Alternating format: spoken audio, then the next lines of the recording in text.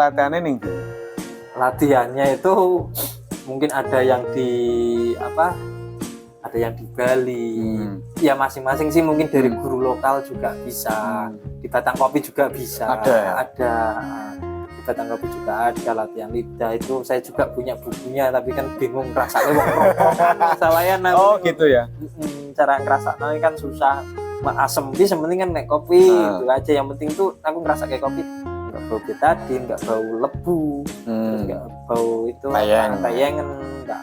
Ya itu pokoknya nyaman diminum aja itu. Nek kalibrasi lidah itu kan nek orang awam kan yo pedes, manis, asin, terusan asin karo asem, terusan kecut.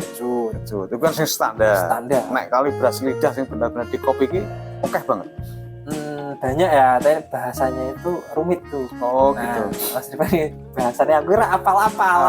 Bahasanya ono sing terlalu fruity, ono sing terlalu rumput.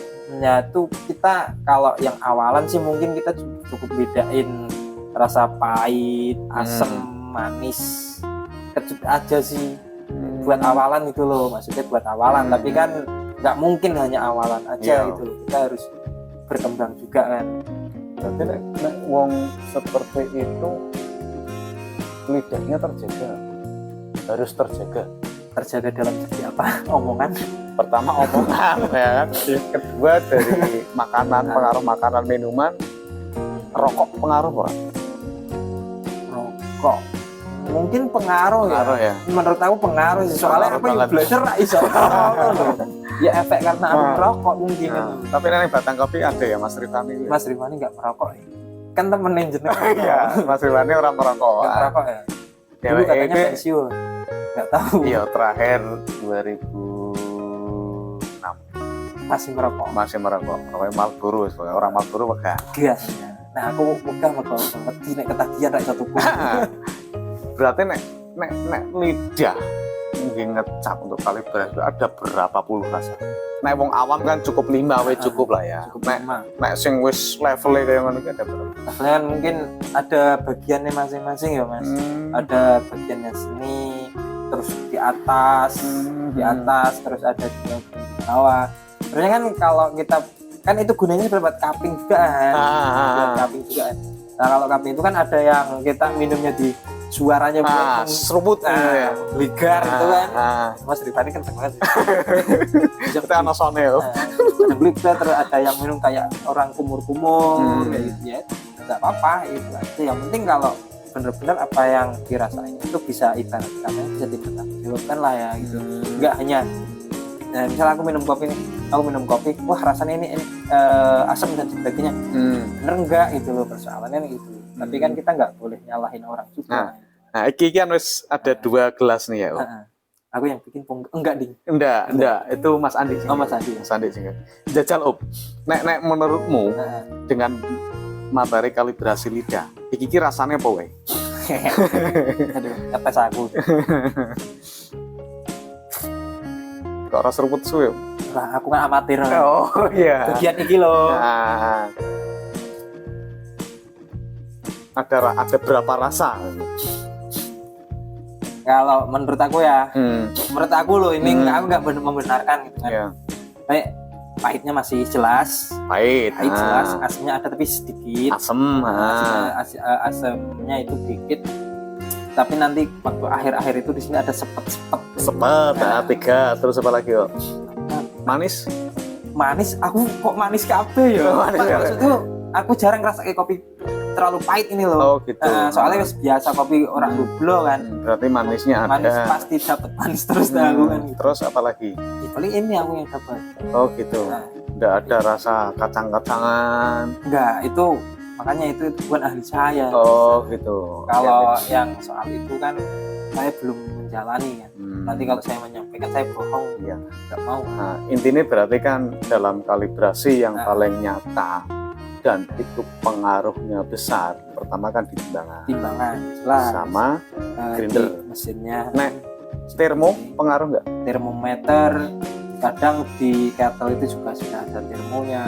Termo itu nanti kan di variabel itu kan. seperti variabel ya itu nyambung juga sih. Jadi kan benar suhu lah. Tapi kalau termo itu suhu mungkin kalau yang manual itu kan gampang, paling kita naker aja nanti pakai 85 sampai 95. Udah pakai ukuran kayak gitu aja diseimbangin. Kalau pengen menurutku ya kalau kalibrasi termometer berarti kita kalibrasi air juga itu loh, bener. Kan? Gimana sih air? Nah aku isi ngira-ngira Mas. Ilmu kira-kira wis sudah bisa ya kayaknya. Kayaknya gitu. Ya menurutku. Wali ya? Enggak ngono. Kalian kan enggak terbiasa. Enggak punya termometer. Iya gitaran panas kan. Aku biasanya setelah mendidih aku tunggu 1 menitan. Oh gitu. Sama tangannya tak kayak giniin kan. Di sini itu tadi kan ada uap-uap. Tapi itu nggak bisa diterangin, susah gitu. Betul. Rasa juga soalnya sih. Ya itu kalau mau kalibrasi termo berarti otomatis menjurus ke air kan. Betul. Air suhunya berapa sih mau nyeduh espresso. Sebelum kita nanti kalau kalibrasi kan juga misalkan kita harus nentuin waktunya, panasnya air. Nanti nyambungnya ke variabel juga masalahnya. Gitu ya. Sebenarnya keuntungan apa namanya ya dari kalibrasi ini apa Om? Keuntungannya? Iya, keuntungan. Jelas kita sesuai yang pertama HPP ya. Kan kita ngitung modal juga kan. Yang otomatis yang namanya kita modal, misal kopi harganya 10.000, modal total kok 5.000 rupiah. Nah itu gimana sih cara biar rasanya pun enggak gelewang jomplang gitu, biar rasanya enggak jomplang. Minimal kita bikin kopi tubruk lah ya. Misalnya kopi tubruk segini kita pakai 8 gram itu kan. Gimana sih rasanya biar tetap bisa dijaga lah gitu kan, otomatis ngaruh juga yang namanya di green size, terus di variabelnya, di airnya, di suhunya itu kan pasti itu berarti masuknya kategori penyeduh sekolah ya kalau ingin tahu di sini Iya. Nah, ya paling itu. Tapi kan kalau teman-teman pengen tahu juga kan di video tentang kopi kan juga ada kok. Insya Allah dipertanggungjawabkan. Nek misalnya sebuah kedai tidak pernah melakukan kalibrasi, itu pi. Sebelum itu sebenarnya alhamdulillah nek kedai teman-teman aku udah semua ya. Menurut aku karena kita udah sering ngobrol juga kalibrasi sebenarnya. Kalau misalkan memang ada kedai yang tidak kalibrasi, maaf kata maksudnya ini bukan mungkin belum tahu, mungkin hanya sekedar yang penting ada kopi. Ya pada ini sebenarnya dia belum tahu ilmu tentang penyeduhan kopi sih ya gitu. Pengen tahu sini lah. Iya. Berarti intinya tetap kalibrasi itu sangat penting. Dan sangat pengaruh. Pokoknya ilmu di penyeduhan itu tidak boleh ada yang dikecualikan. Semuanya itu harus runtut ya. Harus runtut, penting karena kita kan jadi berita keahlian gitu. Keahlian kalau hanya setengah-setengah juga kan siapa yang mau. Betul. Nanti pengaruh sama cuan. Tuh. Ya banyak kalau misalkan kita yang mesin ya. Kita kalibrasi mesin nih kan, mesin juga beda-beda, ada yang mesin kopi maker rumahan sama mesin buat produksi kan beda-beda. Kalau ini kan mesin buat pelatihan, karena ini udah dikalibrasi sama Ivan ya, kita kalibrasi dari timernya, dari waktunya, terus dari suhunya karena ini udah, terus kopinya green size ini udah, ini tuh dari pabrik ini udah, tinggal pakai aja itu. Jadi kalau kita kan yang udah bener nggak perlu dibenerin lagi. Betul. Kalau yang udah bener ngapain mau disalah-salahin? Soalnya kan wes sesuai dengan SOP yang ada di sini. Kalau sesuai ya udah. Kecuali nek misalnya kok ora sesuai, baru kita bongkar lagi. Oke, pesan terakhir buat teman-teman. Jangan lupa kalibrasi nih, Bi. Oke. Jadi ini ya teman-teman, kalau kita mau sebelum kita buka kafe, buka kedai, tentunya kita punya alat, kita punya bahan baku, kita punya badan yang buat jualan, alat jualan. Di situ otomatis kita harus ada yang namanya penyetelan. Selain kalibrasi itu namanya penyetelan lah ya. Jadi kita kalibrasi dari alatnya sesuai keinginan dan SOP yang ada. Tentunya kita nyondong ke SOP standar lah ya. Sebelum kita punya SOP kita sendiri itu penting karena menjadikan itu sebagai tolak ukur juga nanti HPP keuntungan modal yang kita akan jual. Kalau asal-asalan nanti hancur. Misalkan kita mau nyeduh nih di barista ya, salah satu